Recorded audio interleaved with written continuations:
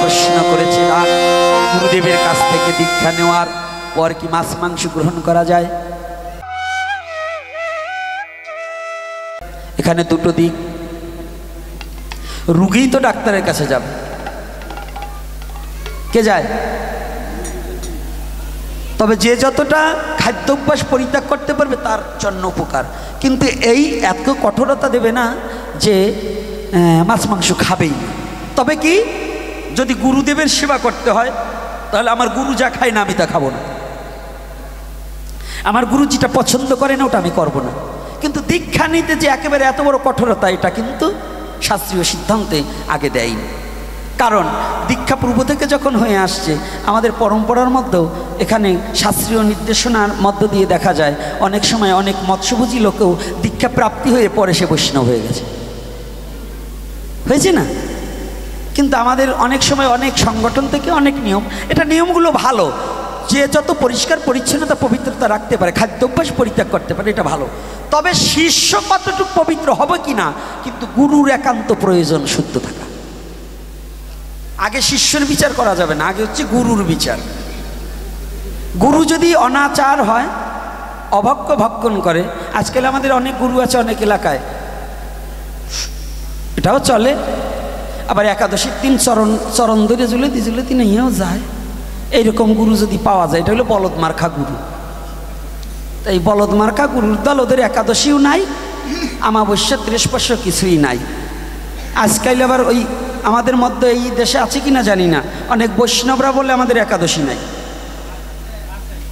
ওরা যে কোন খাতার বৈষ্ণব তা হিসেব করে পাই না।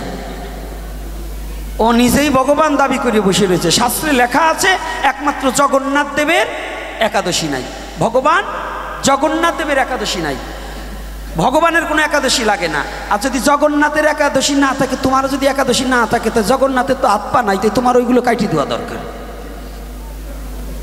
জগন্নাথ তো ঠুটো জগন্নাথ, তার আত্মা আছে নাকি?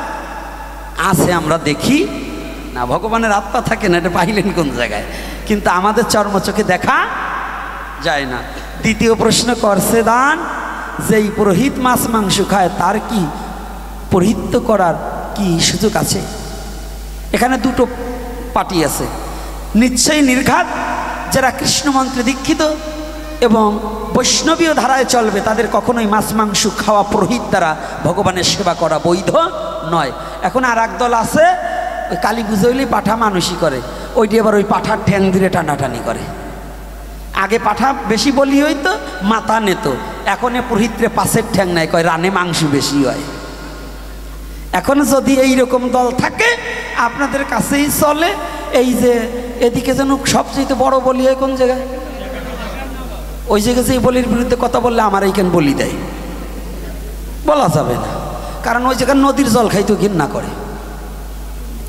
ওই জায়গায় বলে মা আছে, জম্বের মা, এর তাজা মা, ও মা কবে মরিয়ে গেছে তা আমিও জানি না। কারণ মা যদি জীবিত থাকে, তার সামনে কোনো সন্তান বলি দিতে পারে? এই পারে? এগুলো হচ্ছে সম্পূর্ণ অপসংস্কৃতি এবং বলি কোনো সনাতনী বৈধতা নয়। এগুলো হচ্ছে সম্পূর্ণ নির্বোধের লোকেদের কার্য। তবে যারা স্মার্ত মত এবং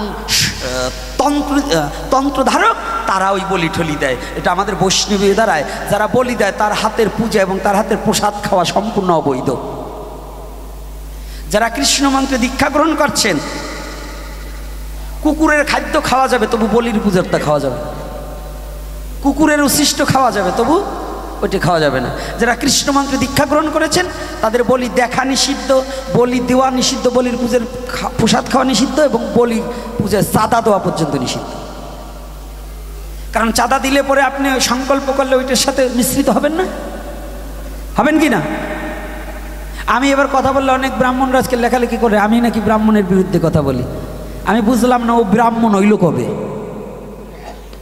আমি যদি ব্রাহ্মণের বিরুদ্ধে কথা বলি, তো ও ব্রাহ্মণ হইল কবে? এইটাই আমি বুঝতে পারি না। কারণ ব্রাহ্মণদের সাথেই আমাদের চলাফেরা খাওয়ানো।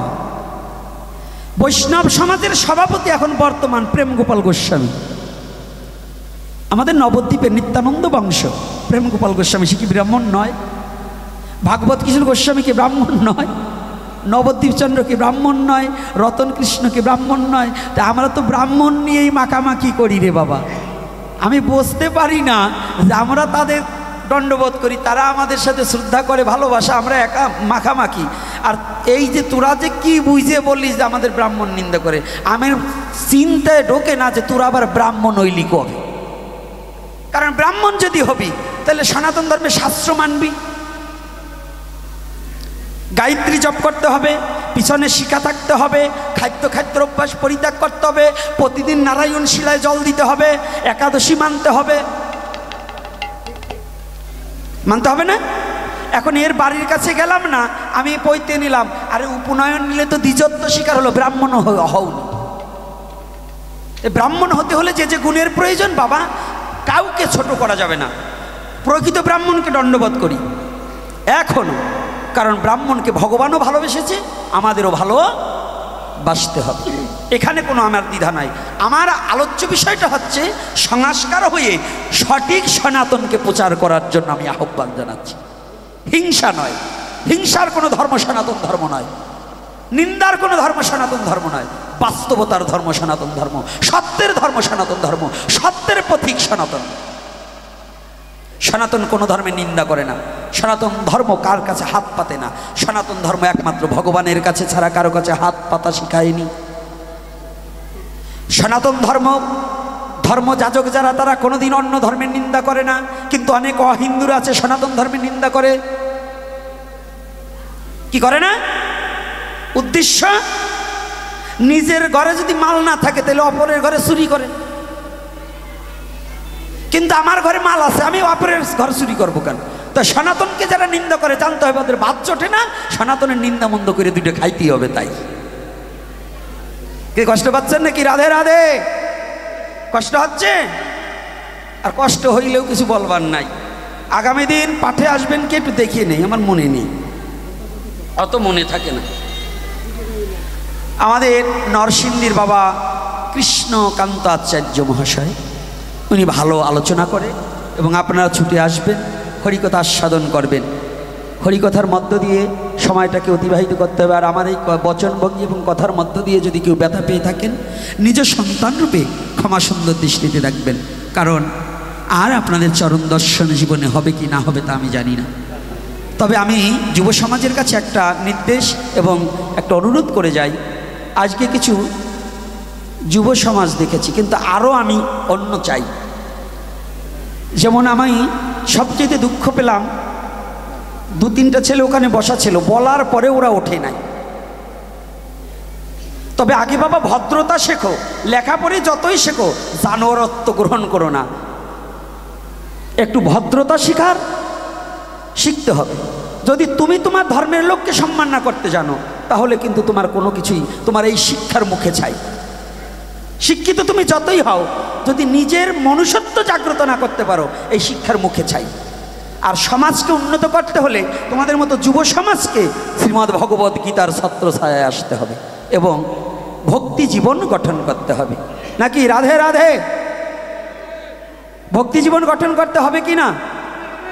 হ্যাঁ, তাহলে এই যুব সমাজ কি ভক্তি জীবন গঠন করবো তো?